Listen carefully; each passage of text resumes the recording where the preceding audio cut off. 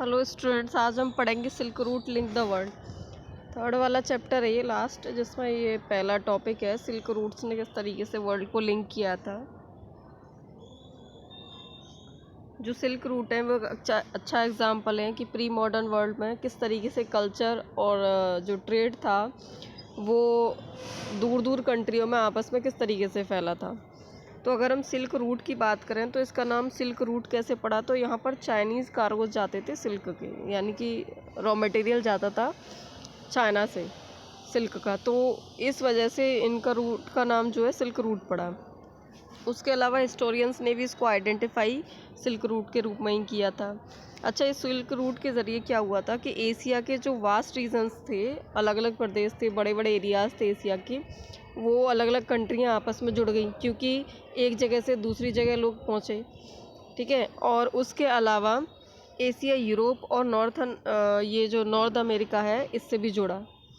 तो इसके ज़रिए जब इन लोगों में ट्रेड हुआ, ट्रेड होने के बाद फिर कुछ कल्चरल लिंक भी हुए, क्योंकि जब कोई व्यक्ति कहीं पर जाता है तो वहाँ से जो नई चीज़ें होती हैं ना सीख के आएगा और उसको फिर अप्लाई कहाँ करेगा, अपनी कंट्री में।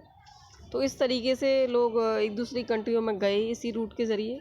ट्रेड के साथ साथ जो है क्या हुआ कि जो कल्चर लिंक था वो भी बढ़ गया। तो जो क्रिश्चियन एरा थी 15th सेंचुरी में, तब तक उससे पहले भी ये सारी चीज़ें हुई।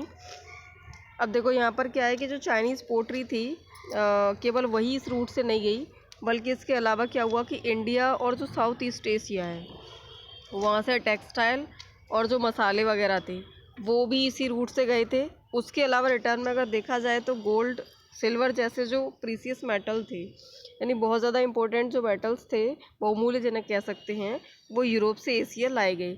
जब यहाँ से कोई सामान अदर कॉन्टिनेंट पर या अदर कंट्री में लेके जाया जाएगा तो उसके बदले में, क्योंकि पहले कोइंस तो इतना नहीं चलते थे, यही अगर चलते भी थे कोइंस, मान लो तो वही गोल्ड सिल्वर के कोइन चलेंगे, जो आज पैसे आप यूज़ करते हैं वो तो नहीं चलते थे।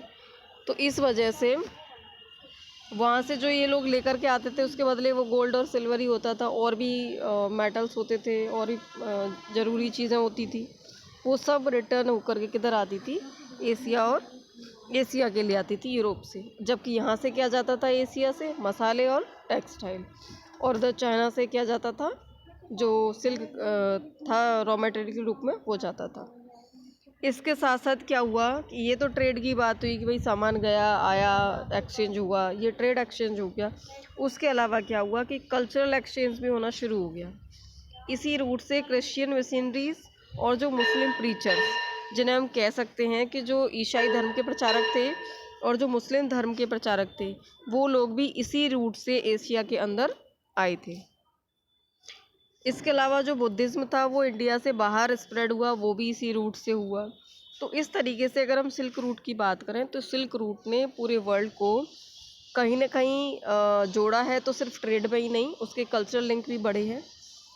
जब ट्रेड बढ़ा है तो उसके अलावा जो धर्म प्रचारक थे वो बाहर गए भी एशिया से, और एशिया के अंदर बाहर से आए भी।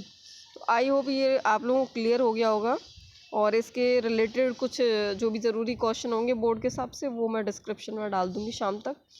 बाकी फूड ट्रैवल को हम नेक्स्ट वीडियो में कवर करेंगे।